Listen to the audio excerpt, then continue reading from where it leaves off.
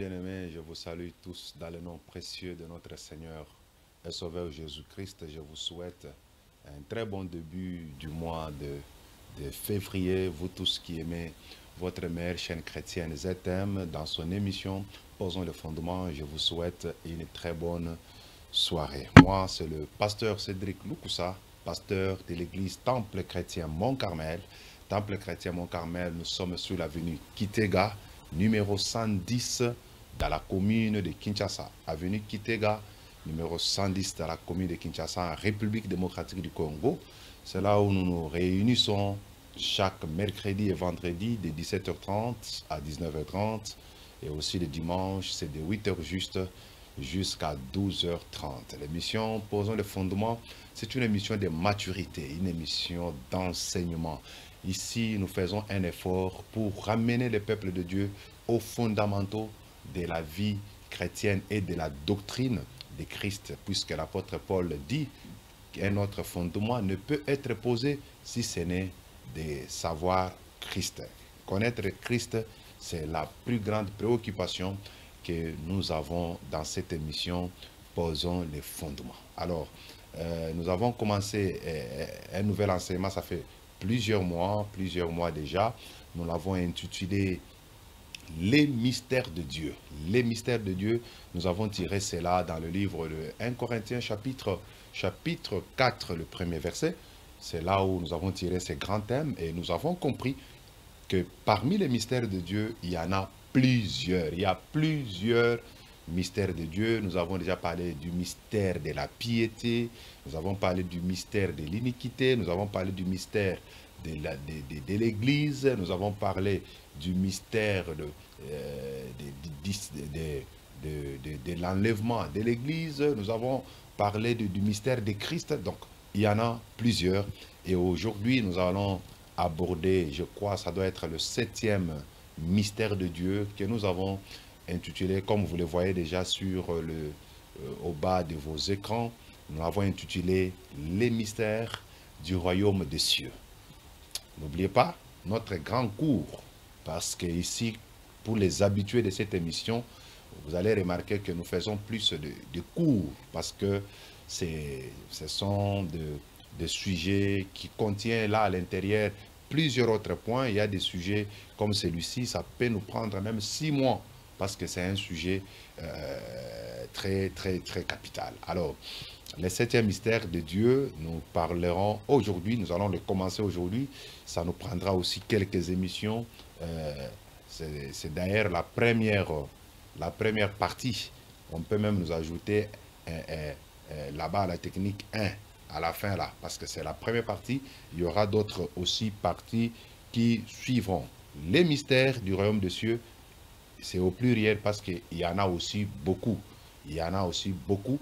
Et je vous prie de lire Matthieu chapitre 13. Je vais lire le verset 10 et le verset 11. Après, je vais revenir quand nous allons aborder le premier mystère du royaume de Dieu. Nous allons revenir au premier verset. Alors, lisons Matthieu chapitre 13, les versets 10 à 11. Les disciples s'approchèrent et lui dirent, « Pourquoi leur parles-tu en parabole ?» Jésus leur répondit, « Parce qu'il vous a été donné de connaître les mystères du royaume des cieux, et que cela ne leur a pas été donné. Car il vous a été donné de connaître les mystères du royaume des cieux, mais à eux, cela ne leur a pas été donné. Donc, c'est une précision vraiment de taille. Jésus, quand il s'agissait du royaume des cieux, il a utilisé plus un langage de parabole. Il a utilisé ce langage pour que quand les gens vont l'entendre, surtout les pharisiens, les scribes et les religieux de l'époque, qu'ils entendront, mais pour ne pas comprendre. Parce que les paraboles étaient pour eux de mystère. Alors Jésus dit, mais vous, mes disciples, il vous a été donné de connaître les mystères du royaume des cieux. C'est-à-dire, le royaume des cieux, c'est un mystère. Le royaume des cieux, c'est un mystère. Si vous ne connaissez pas ces mystères, il vous sera difficile de comprendre ce que c'est le royaume de Dieu. Alors, quand nous prenons une définition simple, vous allez remarquer dans l'évangile de Matthieu, ou dans les 4 mêmes évangiles, il y a cette expression qui revient. Royaume de Dieu, royaume des cieux. Il y a même dans certains endroits, le royaume des cieux est confondu au royaume de Dieu. Mais il y a une petite nette différence entre le royaume de Dieu et le royaume des cieux. Alors, le royaume des cieux est un peu différent avec le royaume de Dieu, parce que dans le royaume de Dieu, c'est un royaume où Christ lui-même va régner en instaurant la paix, la justice, l'abondance, le bonheur, ainsi de suite sur la terre. Vous voyez, nous pouvons même comparer cela au millénium, qui est un royaume de paix, un royaume de bonheur, un royaume de prospérité, un royaume de longévité, un royaume de bonne santé. Vous voyez un peu cela? Mais l'expression royaume, le royaume des cieux, est utilisée beaucoup plus pour décrire les conséquences de la présence de l'évangile dans le monde pendant l'âge actuel. Je répète, l'expression royaume des cieux est beaucoup plus utilisée pour décrire les conséquences de la présence de l'évangile dans le monde pendant l'âge actuel. C'est-à-dire, quand nous parlons du royaume des cieux, nous sommes en train de voir, quand l'évangile est prêché, quelles sont les conséquences que l'évangile engendre lorsqu'il est prêché dans notre monde actuellement. C'est ça l'expression royaume des cieux. Vous voyez un peu? C'est vraiment très important. La deuxième des choses, l'expression royaume des cieux est utilisée pour décrire la chrétienté d'une manière générale. On peut même parler que l'expression royaume des cieux, elle peut être liée, elle peut être comparée à l'Église, à la présence de l'Église dans le monde. Ça, c'est vraiment très important. Donc, quand on parle du royaume des cieux, c'est la chrétienté d'une manière générale. Dès que vous comprenez bien, le royaume des cieux décrit dans le livre de Matthieu chapitre 13, vous allez comprendre l'influence ou ce qu'est la chrétienté dans notre monde. Et c'est que le christianisme doit jouer aussi comme rôle, quel sera son impact dans le monde actuel. Donc, lorsque nous parlons des mystères du royaume des cieux, nous sommes en train de voir ce que la chrétienté est capable et dans le monde, et ce qu'elle est capable de produire, ou ce que sera peut-être son influence dans le monde. C'est ce que nous appelons royaume de cieux. Alléluia. Et vous allez voir que les mystères du royaume des cieux nous ont été révélés dans plusieurs paraboles que Jésus a utilisées. Jésus n'a pas parlé de son royaume, du royaume des cieux, d'une manière claire. Mais il a utilisé un langage imagé. Il a utilisé les paraboles. Vous allez comprendre que même dans l'évangile de Matthieu, quand vous le lisez minutieusement, vous allez constater qu'il y a environ 7 paraboles qui décrivent le royaume des cieux. 7 paraboles seulement dans l'évangile de Matthieu. Mais il y a plusieurs, seulement dans les chapitres 13, voulais-je dire, mais dans tout l'évangile de Matthieu, il y a plusieurs autres paraboles concernant le royaume des cieux. Ça peut même varier plus ou moins 28 paraboles. Alors, comme le Seigneur, pour décrire le royaume des cieux, il a utilisé des paraboles, il est très important pour nous de comprendre qu'est-ce que c'est une parabole. D'entrée en jeu, il y a une différence entre les paraboles et les fables. Les fables ce sont des histoires qui peuvent vous faire rire. Dans des fables, on peut faire parler même aux arbres. Vous voyez, les animaux peuvent parler, comme par exemple la fameuse histoire des corbeaux et les renards. Vous voyez que les corbeaux pouvaient parler. Vous voyez, dans des fables, on peut faire parler même des arbres. Mais à la différence avec une parabole, c'est une narration, c'est-à-dire une histoire tirée des circonstances de la vie ou de la nature pour présenter une leçon spirituelle correspondante. Je répète, une parabole, c'est une narration tirée des circonstances de la vie ou de la nature pour présenter une leçon spirituelle correspondante. Dans des paraboles, on ne fait pas rire. Mais dans des paraboles, on prend une histoire de la vie courante et on présente cette histoire-là, mais dans l'histoire, il y a une leçon spirituelle qui est vraiment cachée. Vous voyez, c'est ça la parabole. C'est pourquoi vous allez voir que Jésus, parlant du royaume des cieux, il a utilisé plusieurs paraboles. C'est-à-dire, il a pris les histoires, les narrations, les exemples de la vie courante, comme par exemple, à l'époque, le peuple vivait plus de l'agriculture, de la pêche, de l'élevage. Vous allez voir que la plupart des paraboles sont liées à l'agriculture, soit à la pêche, soit à l'élevage. Vous voyez? Parce que c'était des choses que les hommes vivaient. Si aujourd'hui on veut utiliser un langage de parabole, on pourrait commencer à parler, par exemple, dans les réseaux sociaux, on peut donner les exemples des réseaux sociaux.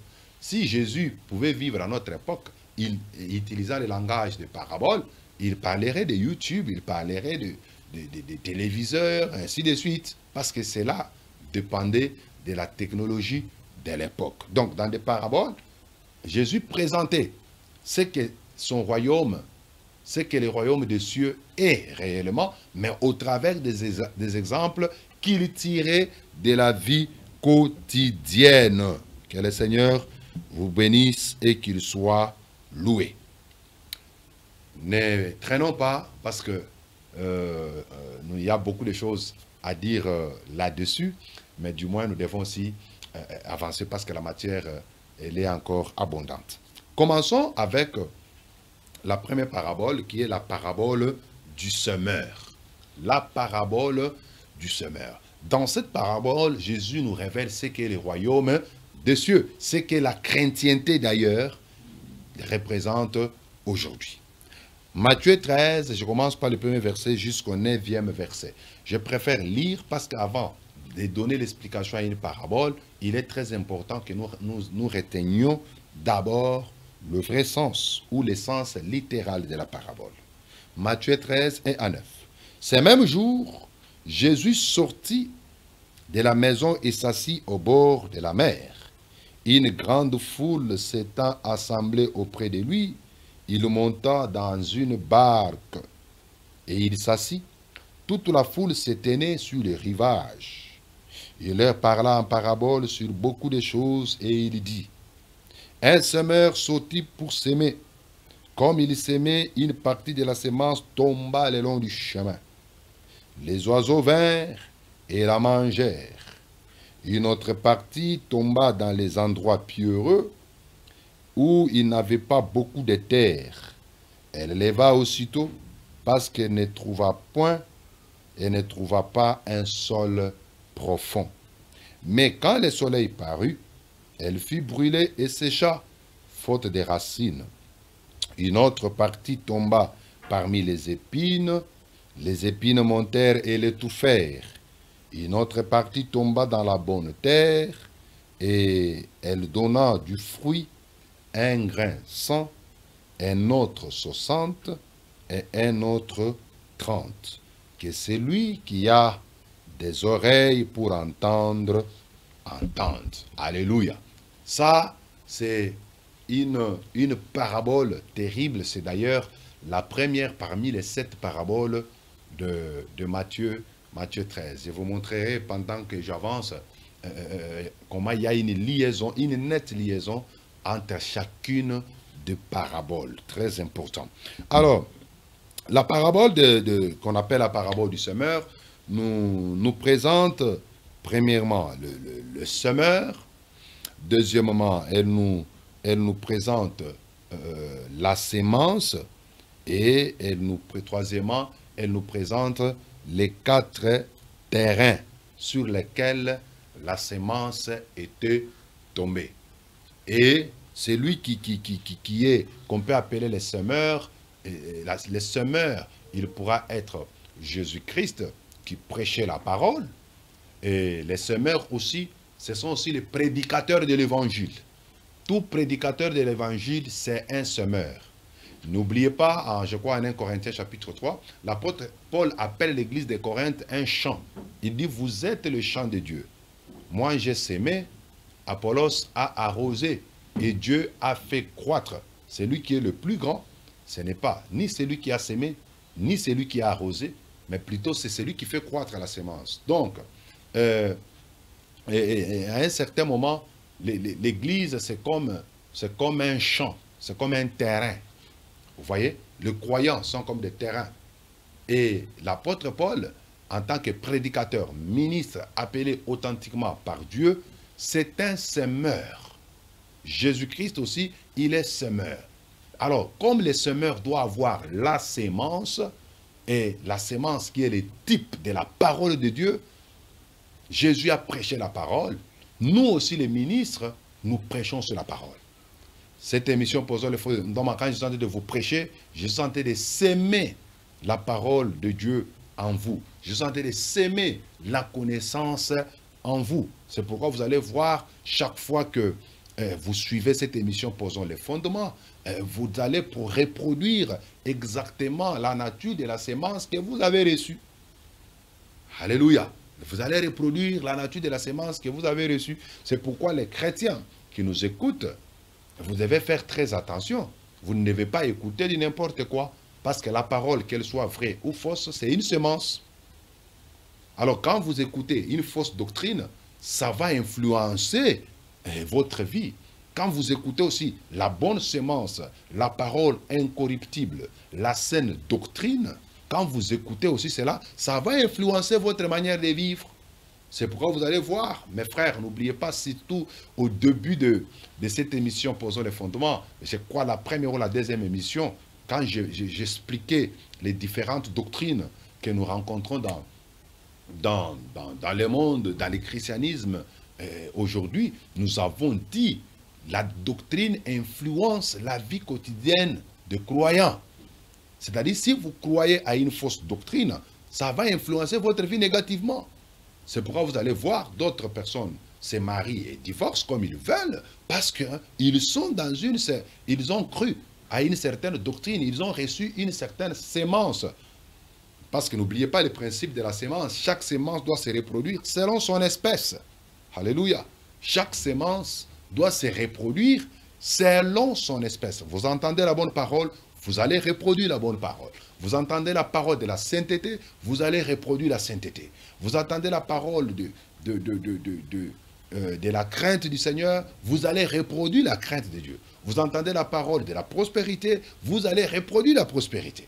Vous entendez la parole sur le donner, vous allez commencer à donner. Alors quand vous entendez aussi notre parole qui crée en vous la cupidité, vous allez devenir cupide. C'est une loi qui est simple. Chaque sémence doit se reproduire selon son espèce. Raison pour laquelle le vrai ministre de Dieu, ils n'entrent pas dans le champ avec leur propre sémence. Ils entrent dans le champ de Dieu avec la sémence qui vient de Christ, la vraie parole, la saine doctrine. Alléluia. Donc, c'est un peu ça la vérité. D'ailleurs, l'apôtre Pierre nous dit en 1 Pierre chapitre 1, le verset 23, 1 Pierre 1, 23, il appelle la parole de Dieu que c'est une sémence incorruptible. Donc mes frères, le semeur est sorti pour s'aimer. Le semeur là, c'était l'image de Christ. Le semeur là, c'est l'image des prédicateurs, des ministres de Dieu. Ce sont des semeurs. Mais le problème se trouve maintenant au niveau des terrains, au niveau des champs. Comme je l'ai dit, le chant représente l'Église. Les chants représentent les cœurs des hommes sur lesquels la sémence, la parole de Dieu tombe.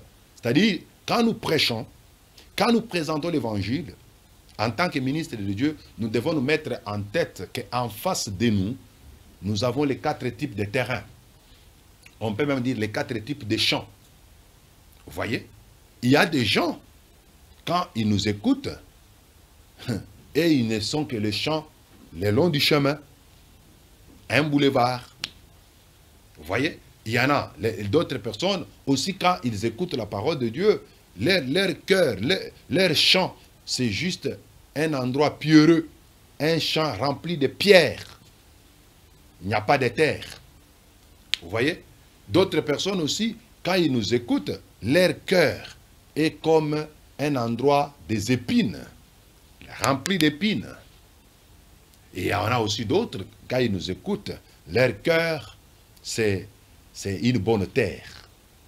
Et la parole croît et produit des fruits quand elle tombe sur une bonne terre. C'est pourquoi vous allez voir, même dans l'agriculture, avant de déposer la semence dans la terre, on commence d'abord à aménager le champ, à aménager les lieux. Vous comprenez? On aménage d'abord le lieu. Lorsque le lieu est aménagé, on peut maintenant y déposer la semence. Si je peux me répéter, nous avons dit dans la parabole du semeur, nous avons 3 entités. Premièrement, on nous présente le semeur et le semeur là-bas. C'est l'image de Christ ou de ses ministres. Deuxièmement, on nous présente la sémence qui est l'image de la parole. Et on nous présente aussi les 4 terrains qui est l'image des 4 types de cœurs pour les gens qui nous écoutent, qui écoutent la parole du Seigneur. Alors, c'est ça la parabole qui a été donnée. Essayons maintenant d'en donner l'explication. Comme vous savez, la parole de Dieu s'interprète par elle-même. La Bible s'interprète par elle-même. Il n'y a rien que je vais inventer qui n'est pas écrit là-bas. Commençons maintenant avec les grains de la sémence qui sont tombés le long du chemin. Jésus dit au verset 4, il dit, un semeur sortit pour s'aimer. Comme il s'aimait, une partie de la sémence tomba le long du chemin. Les oiseaux vinrent et la mangèrent. Quand la sémence est tombée dans le long du chemin, les oiseaux sont venus. Les oiseaux ont mangé la sémence. Vous voyez? Cette sémence qui tombe le long du chemin, elle ne produira jamais parce qu'elle sera soit piétinée par les passants. Vous voyez? Et quand elle est piétinée par les passants, le chemin sera vraiment durci et la sémence ne peut pas pousser. Ou soit quand elle est au long du chemin, même le soleil il peut vraiment sécher cette sémence-là. Vous voyez? Alors, Jésus dit, la première catégorie des gens qui écoutent la parole, ils ressemblent, leur cœur ressemble au terrain qui est comme le long du chemin. Donc là-bas, il n'y a pas de sécurité. Tout le monde peut passer facilement. Et les oiseaux du ciel, quand ils descendent, ils prennent et mangent la semence facilement. Jésus interprète lui-même sa propre parabole à ses disciples. Il nous dit, versets 18 et 19, « Vous donc écoutez ce que signifie la parabole du semeur. Lorsqu'un homme écoute la parole du royaume et ne la comprend pas, le malin vient et enlève ce qui a été semé dans son cœur. Cet homme est celui qui a reçu la sémence le long du chemin. » Vous voyez? Jésus dit maintenant, c'est lui qui a écouté et qui ressemble qui reçoit la sémence le long du chemin. Cet homme-là ressemble à quelqu'un qui écoute la parole du royaume et ne la comprend pas. Comme il écoute mais il ne comprend pas, le malin qui est l'image des oiseaux, c'est-à-dire les malins, nous connaissons tous les malins que c'est les diables. Les malins, ce sont des démons que les diables peuvent déléguer. Ils vont venir et ils vont enlever la parole que la personne avait écouté dans son cœur. Je répète, lorsqu'un homme écoute la parole du royaume et ne la comprend pas, le malin vient et enlève ce qui a été sémé dans son cœur. Vous comprenez? Le fait d'écouter la parole ne signifie pas nécessairement que vous l'avez comprise. Aujourd'hui, nous avons des gens dans les églises, ils écoutent la parole, mais ils ne comprennent pas ça. Même quand nous prêchons, ils peuvent écouter, mais ils ne comprennent pas ce qu'on est en train de prêcher. C'est possible d'entendre, d'écouter, mais pour ne pas comprendre. Parce que la compréhension et l'écoute sont des choses différentes. Alléluia. Maintenant, quand vous ne comprenez pas ce qu'on vous prêche, le malin viendra voler. C'est même ce que vous avez entendu là. C'est ce qui arrive. Les gens écoutent la parole. Quand il était peut-être sur place, il faisait même beaucoup de bruit. Alléluia, amen, daddy, avance, elle avance. Mais dès qu'il est à l'extérieur, vous lui posez la question, qu'est-ce qu'on a prêché aujourd'hui? Il est incapable de vous dire même 2 mots ou 2 phrases de la prédication. Peut-être s'il veut dire quelque chose, ce sont, il retient seulement des exemples qui faisaient rire que le prédicateur donnait. C'est tout ce qu'il va retenir. Mais la parole du royaume qui a été annoncée, on ne l'a pas bien compris. Et c'est ça la plus grande maladie de l'église d'aujourd'hui. L'église d'aujourd'hui, nous avons plus de chrétiens qui écoutent mais qui ne comprennent pas. Qui ne comprennent pas. Et cela revient aussi à la responsabilité de nous les hommes de Dieu pour aménager aussi les terrains. C'est pourquoi vous allez voir dans la parole du Seigneur, dans la Bible, il y a beaucoup de choses à prêcher. Mais vous allez voir, les gens sont cramponnés toujours à des histoires simples. Vous voyez un peu ça? Et quelqu'un vient seulement, il vous lit, aujourd'hui je vais vous prêcher quoi? Il ouvre de mettre la Bible, oh, Jean 11, Lazare. Et il commence à faire des déclarations. Parce qu'il y a une différence entre déclarer et enseigner. Aujourd'hui, dans les églises, nous avons plus de déclareurs, de motivateurs que des enseignants de la parole. La saine doctrine n'est pas enseignée. Est-ce qu'il y a aujourd'hui l'enseignement, par exemple, sur l'enlèvement? Combien de gens ont déjà entendu et compris cet enseignement? Par exemple, quand on peut vous parler même sur le Setso, c'est dans la Bible. Mais combien écoutent et comprennent ces choses? D'autres peut-être les écoutent, mais ne comprennent pas. Il y a des enseignements même simples sur la rédemption, où il y a les chrétiens, quelqu'un se dit chrétien, mais il ne connaît pas la rédemption, il ne connaît pas la justification, il ne connaît pas l'adoption, il ne connaît pas la nouvelle naissance, il ne connaît pas la conversion, mais il se dit il est chrétien, mais il ne comprend pas l'évangile du royaume. Vous voyez mes frères, c'est une très grande responsabilité que nous les prédicateurs, nous avons aujourd'hui. Beaucoup de gens viennent dans les églises, ils écoutent ce que nous prêchons, mais ils ne comprennent pas. Par conséquent, leur vie ne change pas, on ne voit pas ce que nous les enseignons se manifester dans leur vie. Même dans les véritables églises, vous allez trouver la même difficulté. Vous regardez ce que le pasteur prêche et ce que les fidèles vivent dans leur vie quotidienne. Il y a contraste. Pourquoi? Parce que les gens écoutent la parole, mais ils ne la comprennent pas. C'est pourquoi l'ennemi les vole facilement la semence qui a été déposée dans leur cœur. Mais il est important que nous sachions pourquoi est-ce que les gens ils écoutent, mais ils ne comprennent pas. Il y a peut-être deux possibilités. La première possibilité, c'est à cause peut-être leur cœur est devenu insensible aux réalités de Dieu et aux réalités de l'éternité. Vous voyez? Leur cœur est devenu insensible aux réalités de Dieu et aux réalités de l'éternité.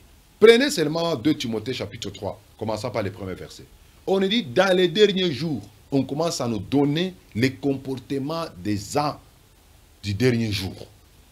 on dit les gens vont devenir déloyaux, calomniateurs, insensibles. Quand on dit insensible, c'est-à-dire quoi? Même si vous prêchez quoi? Ils écoutent, mais ils ne comprennent pas. Vous pouvez leur dire, abandonnez les péchés, soyez justes, abandonnez, fuyez l'impudicité. Ils écoutent, ça entre dans l'oreille gauche et ça sort par l'oreille droite. Vous voyez? C'est une maladie que nous avons dans les églises d'aujourd'hui. Les gens viennent nombreux, mais combien reproduisent le fruit de la parole? Les gens sont là, même quand il y a des campagnes d'évangélisation, ils sont là. Quand il y a des séminaires, ils sont là.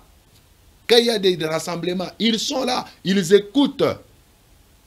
Mais les gens sont devenus insensibles aux réalités de l'éternité.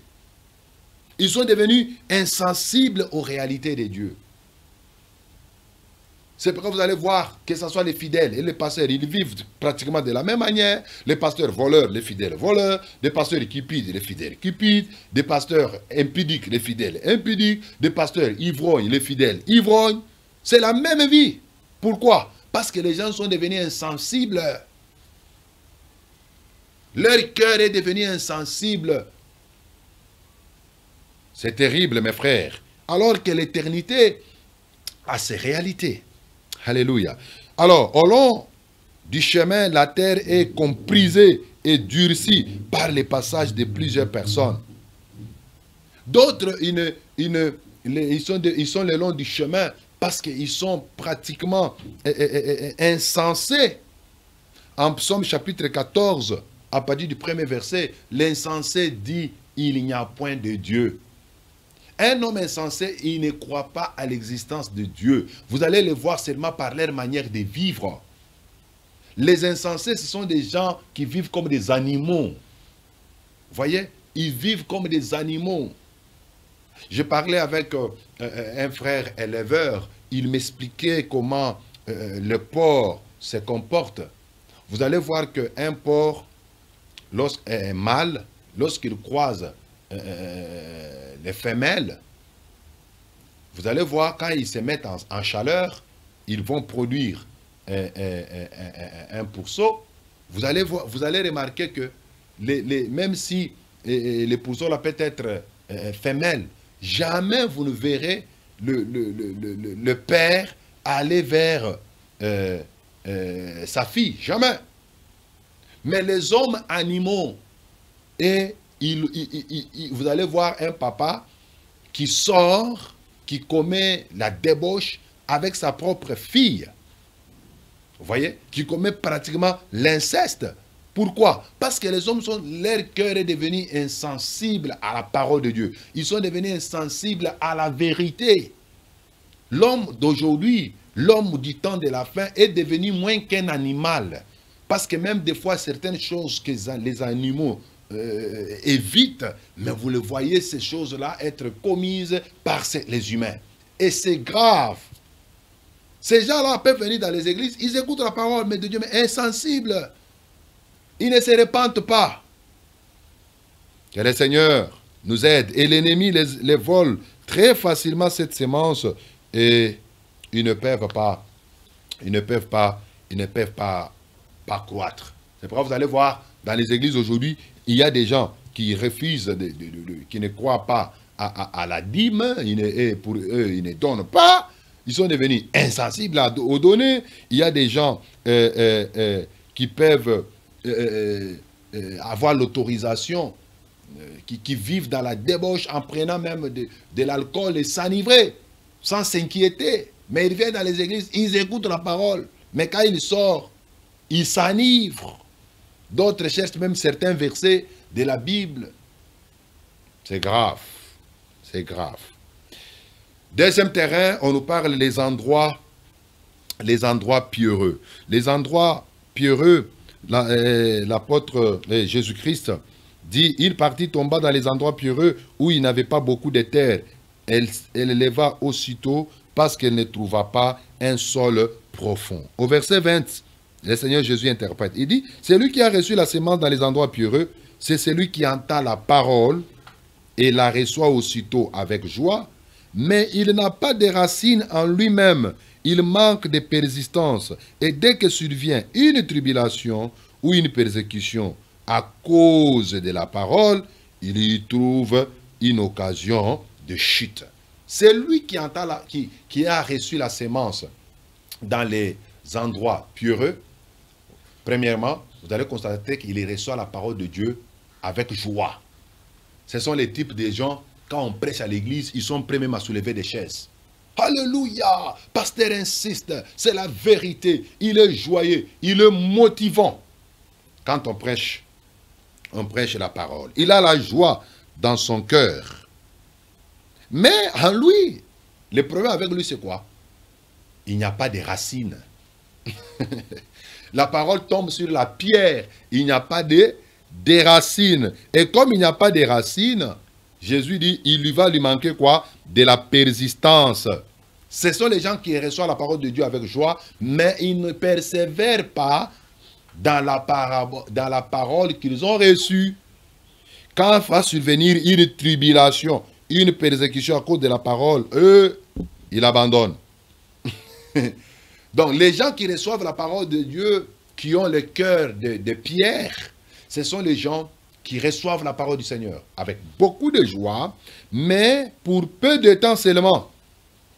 Quand tout va bien, il est là. Il est là à l'église, il vient, il sert le Seigneur, il est engagé quand tout va bien. Quand tout va mal, oh, il abandonne. Quand il souffre un peu, il manque un peu de l'argent, il ne vient plus au culte. Il ne se rassemble plus. Il ne sert plus Dieu avec motivation. Lui, il croit juste pour un temps. Mais le fait qu'il n'y a pas de persistance en lui, quand la persécution vient, quand la tribulation vient, quand les épreuves approchent, il trouve un moyen pour abandonner le Seigneur. Et une telle personne ne peut pas progresser dans la vie chrétienne. Il ne peut pas progresser dans la vie chrétienne. Ce sont des chrétiens qui ressemblent au roi Saoul. Il était sincère et zélé pour un temps, mais après un certain moment, il a tout abandonné. Lui que Dieu avait beaucoup apprécié en l'établissant roi en Israël, mais il a déçu le Seigneur. Vous verrez cela en 1 Samuel chapitre 13, le verset 8 à 14. Vous voyez, il y avait un combat entre Israël et les Philistins. Alors, le prophète Samuel avait dit à Saoul de l'attendre un peu avant qu'il aille à la guerre. On devait dresser l'autel. Tout le peuple était déjà tout autour de Saoul.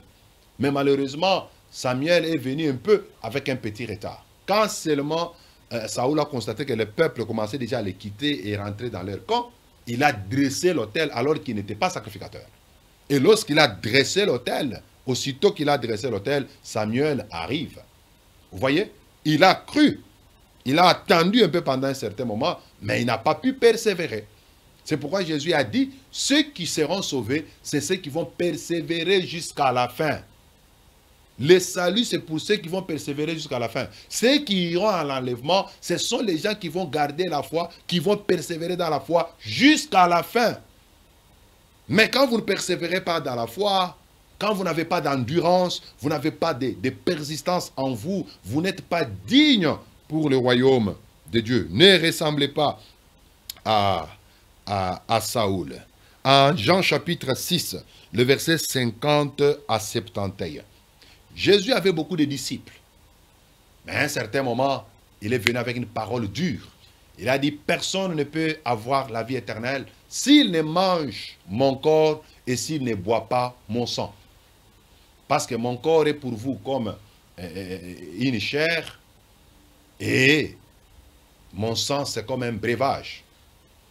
Si vous ne me mangez pas, vous n'allez pas vivre. C'était une parole dure. Tous les restes des disciples sont partis. Il n'est resté que 12. Jésus regarde les 12, il lui dit, mais vous, pourquoi vous ne partez pas? Pierre prend la parole et lui dit, à qui irions-nous? C'est toi qui as les paroles de la vie éternelle. Vous comprenez? Les gens croyaient, ils suivaient Jésus, mais avec un intérêt, avec joie, parce qu'ils voyaient les miracles. Mais quand il les a amenés à l'os, à la parole dure, les gens là ont abandonné. C'est ce qui s'est fait même dans nos églises. Les croyants d'aujourd'hui aiment des pasteurs qui les flattent. Quelqu'un qui vit dans l'impudicité, mais on lui promet le mariage. reçoit le mariage, yamba libala. Mais un impudique, on le promet le mariage. Vous voyez un peu ça? Quelqu'un vient cupide, on le promet encore le voyage. Mais lorsqu'un prédicateur, un pasteur commence à prêcher la vérité, il condamne le mal, il condamne le péché. Vous allez voir, les autres mêmes pasteurs vont lui dire, toi tu vas mourir pauvre. Tu vas mourir pauvre avec tes enseignements là. Ça, c'est ça le langage des soi-disant aussi hommes de Dieu. Vous voyez? C'est pourquoi on est dans un évangile tolérant aujourd'hui. Un évangile tolérant. On est en train de... On pense que quand on ne dit pas la vérité aux gens, on les garde. Mais on les fait du mal.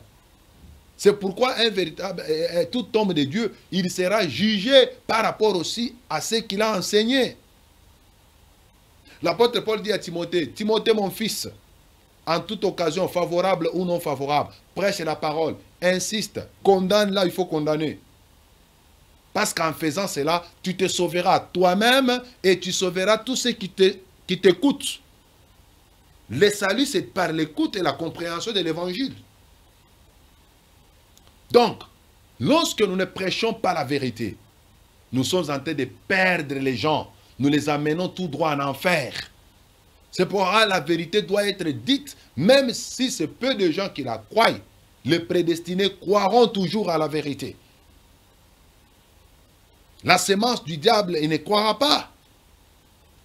Oh mes frères, que le Seigneur Dieu, qu'il nous aide abondamment. Donc, les chrétiens, les croyants qui sont comme les pierres, les endroits pierreux, ce sont des chrétiens superficiels. Ils sont zélés, mais d'une manière un peu superficielle. Ils ressemblent à Pierre, à Matthieu chapitre 27, les versets 69 à 75. Pierre, il avait cru en Jésus, il le suivait. Il a coupé même l'oreille de celui qui voulait l'arrêter. Mais à un certain moment, Pierre a renié Jésus totalement. Pierre a renié Jésus totalement. C'est ce qui arrive aujourd'hui. Combien de chrétiens renient le Christ? Toi, tu es un frère. Tu te retrouves devant une petite fille, une fille. Tu jettes, tu fais descendre ta culotte. Combien tu as renié Jésus devant le péché? Pierre a dit, je ne le connais pas. Aujourd'hui, nous avons beaucoup de pierres dans l'église. Les gens qui suivent Jésus juste pour un temps, mais qui abandonnent. Oh mon frère, si tu es de cette catégorie, reviens parce que le Seigneur a énormément besoin de toi. Parlons un peu des endroits des épines. C'est le troisième terrain, les épines. Quand il y a les épines, la sémence ne peut pas avancer parce que les épines vont étouffer. C'est le verset 22.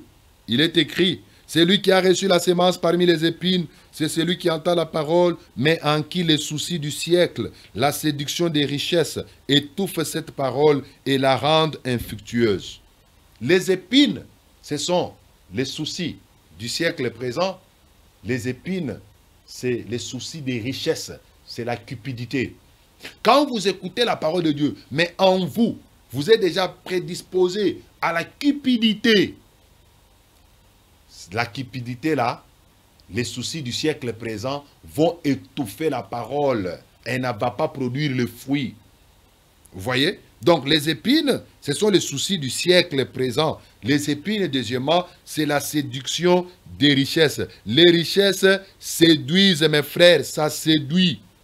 C'est pourquoi Jésus a dit à Matthieu chapitre 6, le verset 25 à 34, il dit, ne vous inquiétez de rien. Si vous avez seulement quelque chose à manger, à se vêtir, cela vous suffit. Vous voyez, regardez les oiseaux du ciel, les fleurs de champs. Ils ne travaillent pas. Mais comment ils sont vêtus? Comment les oiseaux du ciel mangent? Vous voyez un peu cela? Donc c'est très important. Mais aujourd'hui, les croyants, ils ont beaucoup le souci de s'enrichir. Ils veulent devenir des riches, des millionnaires. Mes frères, on ne croit pas en Jésus pour être millionnaire. On ne croit pas en Jésus pour de l'argent. Beaucoup de gens qui ont de l'argent ne sont pas des chrétiens. Et pour avoir l'argent, ça ne te demande pas de devenir chrétien. Mais nous croyons en Jésus pour l'avoir à vie éternelle. Jean chapitre 3, le verset 16. Dieu a tant aimé le monde, il a donné son Fils unique, afin que quiconque croit ne périsse point, qu'il ait la vie éternelle. C'est pourquoi nous croyons. Mais aujourd'hui, beaucoup de gens viennent à l'église pour les intérêts matériels, pour les manger, pour les boire, pour les vêtements. L'apôtre Paul dit, si vous espérez seulement dans ce siècle ici, vous êtes les hommes les plus malheureux. Vous voyez? Regardez même s'il y a beaucoup d'enseignements qu'on donne à l'église aujourd'hui. C'est toujours sur le leadership. Vous voyez? Comment influencer, impacter ta génération. Ce sont les enseignements que les chrétiens d'aujourd'hui aiment. Mais ces enseignements-là, ça ne crée que les soucis du siècle dans nos cœurs. Vous voyez? Ça ne crée que les soucis du siècle dans le cœur. C'est pourquoi, mes frères, l'apôtre et le sage Salomon, en Proverbe 11, verset 28, dit, « Celui qui se confie dans ses richesses tombera. » Celui qui se confie dans ses richesses va tomber. C'est la parole du Seigneur. En 1 Timothée, chapitre 6, le verset 7 à 12, il est écrit là-bas, que quand nous avons seulement la nourriture et les vêtements, cela nous suffit. Évitons la cupidité. Évitons la cupidité. L'argent, c'est bon, mais il ne faut pas que cela devienne notre priorité. C'est pourquoi il y a des gens qui tuent les autres pour avoir de l'argent. Même dans les églises aujourd'hui, il y a des gens qui tuent les pasteurs pour récupérer son poste. Vous voyez un peu cela? Tout cela, c'est quoi? Parce que lui, il mange la dîme. Alors, moi aussi, je dois manger la dîme. Et il va tuer son frère. C'est terrible, l'église aujourd'hui est remplie de Caïns. Des Caïns. Tout ça, c'est quoi? À cause de la cupidité, mes frères. C'est pourquoi il faut que nos cœurs nous soyons débarrassés de la cupidité. 1 Samuel chapitre 15, les versets 1 à 11. Saoul, il est allé à la guerre avec les Amalécites. Dieu lui avait dit de tout exterminer. Mais lui, quand il est arrivé là-bas, il a vu un peu des bêtes, des graisses là. Il a dit non, non, non, non, non, non. Ça c'est bon pour les seigneurs, pour les sacrifices.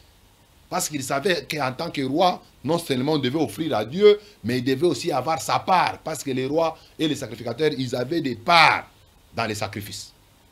Vous voyez? Il a épargné cela, soi-disant pour l'Holocauste. Et Dieu l'avait rejeté pour du bon. C'est la raison pour laquelle Dieu avait rejeté Saoul pour du bon. L'obéissance vaut mieux que les sacrifices. C'est très important, mes frères. Nous devons nous débarrasser. Ne soyons pas comme les Damas. En 2 Timothée chapitre 4, le verset 9 à 10.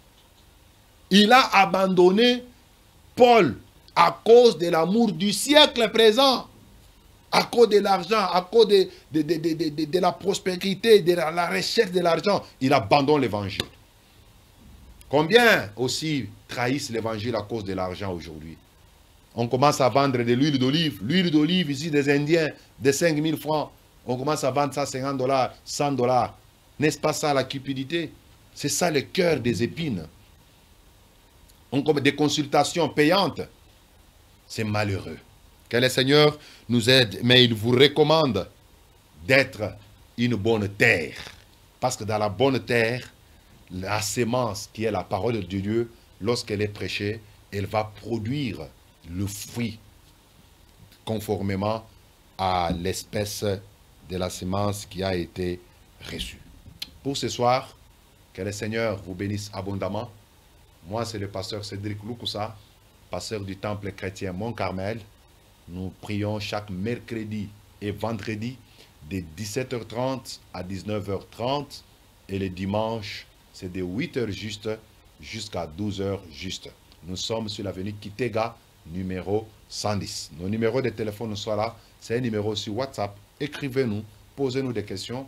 Nous sommes disposés pour vous répondre. L'émission Posons les fondements passe chaque lundi à partir de 15h45 et la rediffusion, c'est le samedi à 20h juste. Samedi à 20h juste. Nous avons aussi des plateformes comme les réseaux sociaux, YouTube. Entrez surtout sur YouTube, Pasteur Cédric Lukusa officiel.